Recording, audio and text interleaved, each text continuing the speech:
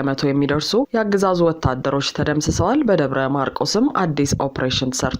በስፋት ተመልክተነዋል። በመቀለ ከተማ ከተሰወረ 140 ቀናት ያለፉት ወጣት ፊልሞን አሁንም የት እንዳለ አላወቅንም ሲሉ ቤተሰቦቹ አማረዋል። ቤተሰቦቹ በሐዘንም በችግርም ተውጠዋል። የብልጽግናው ባለስልጣን ሱሌማን ደደፎ በእስራኤልና ሶማሌላንድ ጉዳይ ለምን ዝምታን እንደመረጥን አንናገርም ብለዋል። የእስራኤልን ውሳኔ በተመለከተ መረጃ አልነበረንም ሲሉም አክለዋል። አሜሪካ በዓለም አንደኛዋ የነዳጅ ክምችት ሀገር ቬንዙዌላ ላይ ጥቃት ፈጽማ ፕሬዝዳንት ኒኮላስ ማዱሮን በቁጥጥር ስር መዋሏ ዓለም አቀፍ መነጋገሪያ ሆኗል። ክስተቱ ብዙዎችን አስደንግጧል አሊያም አስገርሟል። ዙሪያ በተካሄደ ውጊያ ከ80 እስከ 100 የሚደርሱ የአገዛዙ ወታደሮች ተደመሰሱ። የአብይ አህመድ ባህር ኃይል በፋኖ የ102ኛ ኮር አባላት በብሬን ጥይት ተመቶ ከነጀልባው ጣና ውስጥ ሰጥሟል ሲል አፋብሃ ቴዎድሮስ እዝ ህዝብ ግንኙነት መምሪያ አስታውቋል። አብይ አህመድና ዳንኤል ክብረት ዳጋ እስጢፋኖስ ገዳምን ለመጎብኘት በተዘጋጁበት በዚህ ሰዓት የአገዛዙ ልዩ የባህር ኃይል ኮማንዶዎች ከባህር ዳር ጊዮርጊስ በብዙ ጀልባዎች ተጭነው ወደ ደሴት እና ወደ ዳጋ እስጢፋኖስ ገዳማት መሰማራታቸው ተነግሮ ነበር። ይህንን መረጃ የሰሙት የፋኖ 102ኛ ኮር የ11ኛ ክፍለ ጦር አባላት ደሴት ላይ የተወሰኑ የቡድን መሳሪያዎችን ብቻ በመያዝ ሊጠብቋቸው ችለዋል። ከዚያም በጀልባ ወርዶ በቡድን ወደ ደሴቱ ለአሰሳ የመጣውን የአብይ አህመድ የባህር ኃይል ኮማንዶ በብሬን ጥይት ጥቃት በመክፈት ከፍተኛ ኪሳራ እንዲደርስበት ያደረጉት የፋኖ አባላት ድል ተጎናጽፈዋል። በዚህ ውጊያ 2 ጀልባ ሙሉ የባህር ኃይል ኮማንዶ ብዛቱ በግምት ከ80 እስከ 100 የሚደርስ ጣና ሐይቅ ውስጥ ሰጥሞ ወዲያውኑ ሲደመሰስ ከ15 እስከ 20 የሚደርሱት አስክሬናቸው የተገኘና በከባድ ተመተው ቁስለኛ ሆነዋል ሲል መምሪያው አስታውቋል። ይህ በእንዲህ እንዳለ በዚያው በምዕራብ ቀጠና በደብረ ማርቆስ ከተማ 6 በሚሆኑ ያገዛዙ ቅጥረኛ የፖሊስ አባላት ላይ በተፈጸመ የቦምብ ጥቃት ሙሉ በሙሉ ሲደመሰሱ ይጠቀሙበት የነበረ የትጥቅና ስንቅ ማጓጓዣ መኪና ተማርኳል። 14ኛ፣ 24ኛ፣ 34ኛ ክፍለ ጦሮች በመቀናጀት እየፈጸሙት ያለው ተጋድሎና ያስመዘገቡት ድል ተጠናክሮ የሚቀጥል ይሆናል ያለው የአፋብሃ ቴዎድሮስ እዝ 206ኛ ኮር ህዝብ ግንኙነት ሁለ ነገራችን ለትግሉ ሰጥተነዋል፣ ፍላጎታችንና ህልማችንን ለአማራ ህዝብ ሲባል ሰውተናል። ዛሬ ህዝብን ለማኩራት ለህዝባችን ነጻነት የምንሰስተው ህይወት የለም ሲል አስምሮበታል። በሰሜን ቀጠና ደግሞ ስርቆትና ዝርፊያ ምግባሩ ያደረገው ያገዛዙ ሰራዊት የህዝብን ባንክ መዝረፉ ተሰምቷል። የአማራ ፋኖ ብሔራዊ ኃይል ሰሜን አማራ ቀጠና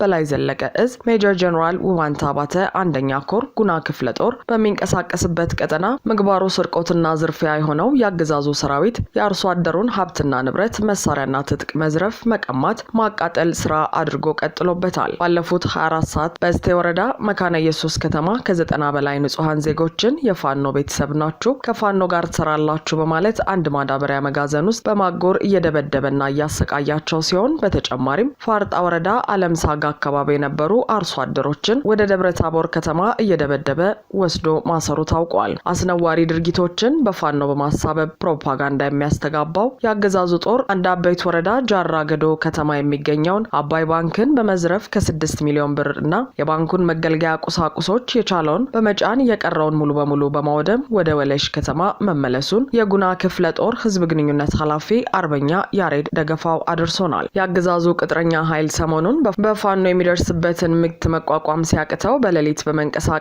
የበቀል ዱላውን ንጹሃንን በመግደልና በማሰር እንዲሁም ሀብትና ንብረታቸውን በማውደም ቀጥሎበታል። አማራ ላይ ያለውን ጥላቻና ሁለንተናዊ ማጥፋት ዘመቻ እያሳየን በመሆኑ ማንኛውም ማህበረሰብ ራሱን እንዲከላከልና ከፋኖ ጎን እንዲሰለፍ ጥሪ እናስተላልፋለን ሲልም የክፍለ ጦሩ ህዝብ ግንኙነት ኃላፊ አክሏል። በመቀለ ከተማ ከተሰወረ 140 ቀናት ያለፉት ወጣት ፊልሞን አሁንም የት እንዳለ አላወቅንም ሲሉ ቤተሰቦቹ አማረሩ። የካሜራ ባለሙያው ወጣት ፊልሞን ከ5 ወራት ገደማ በፊት ማለትም ነሐሴ 4 2017 ዓ.ም ከምሽቱ 2 ሰዓት በመቀለ ከተማ አዲ ሐቂ ክፍለ ከተማ በባጃጅ እየተጓዘ ሳለ መሰወሩ በወቅቱ መረጃው ተሰራጭቶ እንደነበር ይታወሳል። ከተሰወረ በጥቂት ቀናት ውስጥ ፖሊስ ጉዳዩን ተከታትሎ በአጭር ጊዜ ሁኔታውን እንደሚያሳውቅ ተናግሮ ነበር። ይሁን እንጂ ወጣት የፊልም ባለሙያው ተሰወረ ዛሬ ቅዳሜ ታህሳስ 25 2018 ዓ.ም 140 ቀናት ቢቆጠሩም ፖሊስ የሚጨበጥ መረጃና ውጤት አላሳወቀም ሲሉ ቤተሰቦቹ በከፍተኛ ሀዘን ውስጥ ሆነው ተናግረዋል። የካሜራ ባለሙያው ባለትዳርና የሁለት ህጻናት አባት ሲሆን ሰርቶ ሲያስተዳድራቸው የነበሩት ቤተሰቡ ሀዘን አልበቃ ብሏቸው ለችግር ተጋልጠው የእርዱን እጃቸውን ዘርግተዋል ተብሏል። የወጣት የፊልም ባለሙያው መሰወር እጅግ ያሳሰባቸው ወዳጅ ዘመዶች ሁሉም ሰብአዊ ፍጡር በፍለጋ ይተባበረን በማለት ተማጽነዋል። ፖሊስ የተሰወረበትን ዱካ አግኝቻለሁ ቢልም እስከ ዛሬዋ ቀን የተጨበጠ ነገር አለመኖሩ ቤተሰቦቹን ሀዘን ውስጥ ከቶ እንደሚገኝ ተመላክቷል ያለው የቲክቫ ዘገባ ባለቤቱና ህፃናት ልጆቹ ከፍተኛ ሀዘንና ችግር ውስጥ ይገኛሉ፣ እንባቸውም ማቆሚያ አጥቷል ሲል አክሏል። የብልጽግናው ባለስልጣን ሱሌይማን ደደፎ በእስራኤልና ሶማሌላንድ ጉዳይ ለምን ዝምታን እንደመረጥን አንናገርም አሉ። እስራኤል ለሶማሌላንድ የሰጠችውን እውቅና በቅርበት እየተከታተልነው ነው ሲሉ በሶማሊያ የኢትዮጵያ አምባሳደር ተብለው የተሾሙት የብልጽግና ባለስልጣን ሱሌይማን ደደፎ ተናግረዋል። ከ3 አስርት ዓመታት በላይ እንደ ሉዓላዊ ሀገር ዓለም አቀፍ እውቅና ለማግኘት ስትጥር የነበረችው ሶማሌላንድ ከሳምንት በፊት ከእስራኤል የመጀመሪያውን እውቅና ማግኘቷ ይታወሳል። የተለያዩ የዓለም ሀገራት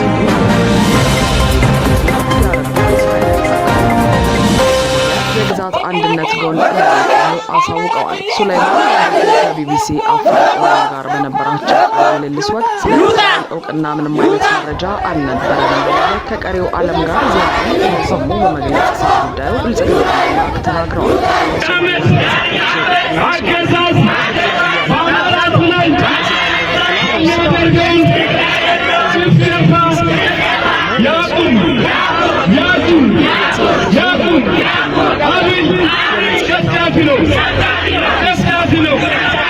በዛሬው ዕለት በተለያዩ የአማራ ክልል ከተሞች የተጠራው የብልጽግና የድጋፍ ሰልፍ የህዝብ ቁጣ የተንጸባረቀበት ሆኖ ተጠናቋል።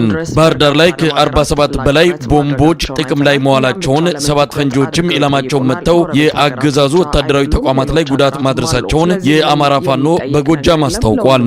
ሰልፉን ለማድመቅ የወጣው የማርሽ ባንድ መሃል ከተማም የቦምብ ፍንዳታ ገጥሞት ሙዚቀኛው መሳሪያውን ጥሎ እግሬ አውጭኝ የፈረጠጠ ሲሆን የፋኖ ኃይሎች የሙዚቃ መሳሪያዎቹን በምርኮ መውሰዳቸውም ተመልክቷል።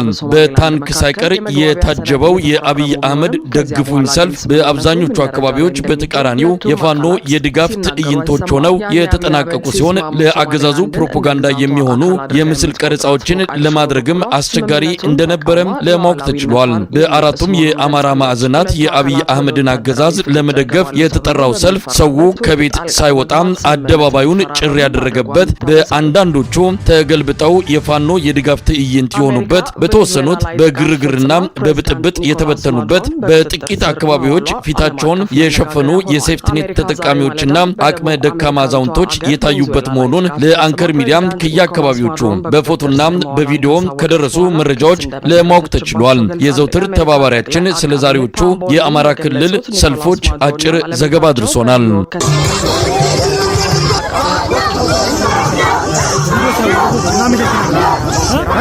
የአገዛዙ ኃይል ህዝቡን ማንኛውንም አይነት የማስገደጃ መንገድ ተጠቅሞ ሰልፉ የደመቀና በሚዲያ ፍጆታ እንዲውል ለማድረግ ከፍተኛ እንቅስቃሴ አድርጎ ነበረ።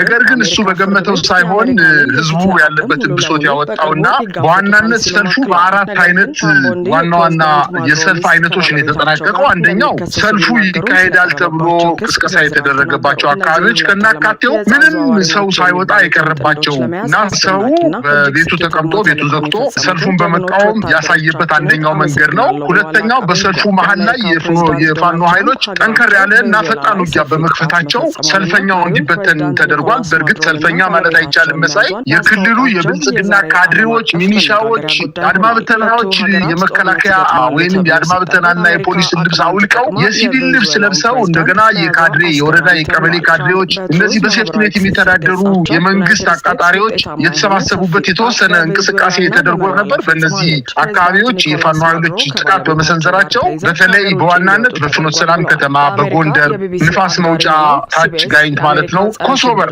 እና ሞጣ በዋናነት እነዚህ ከተሞች ላይ የፋኖ ኃይሎች ዝግጅት አድርገው በከተማው ከበባ አድርገው ከጨረሱ በኋላ ሰልፉ ሊካሄድ ሲል ገብተው ውጊያ በመክፈታቸው ሰልፉ እንዲበተን ተደርጓል። በሶስተኛ ደረጃ ፋኖ በተቆጣጠራቸው የአካባቢዎች ደግሞ መንግስትን የሚቃወም ሰልፍ ተደርጓል እና ከመጀመሪያውም ፋኖ በመንግስት ላይ ተቃውሞ ማድረግ ባይፈልግም ነገር ግን የመልስ መስጠት ስለነበረበት በአብዛኛው እሱ በተቆጣጠረባቸው በተለይ በዋናነት በሰሜን ሸዋ 5 ወረዳዎች ላይ የተቃውሞ ሰልፎች ተደርገዋል። ማንም ገፊ ኃይል አልነበረም፣ ቅስቀሳ አልተደረገም። ነገር ግን ህዝቡ የደረሰበትን በደልና ግፍ ለመናገር ወጥቶ የመልስ ምት ሰጥቷል። አራተኛው ሰልፍ በተካሄደባቸው አካባቢ አካባቢዎች ደግሞ ሰልፉ ተገልብጦ መንግስትን የሚቃወም አይነት ሰልፍ ነው የተደረገው። በተለይ በዋናነት በጨዋሂት ከተማ በስማዳ እስቴ እና ጨዋሂት ከተማ ላይ የተቃውሞ ሰልፍ ነው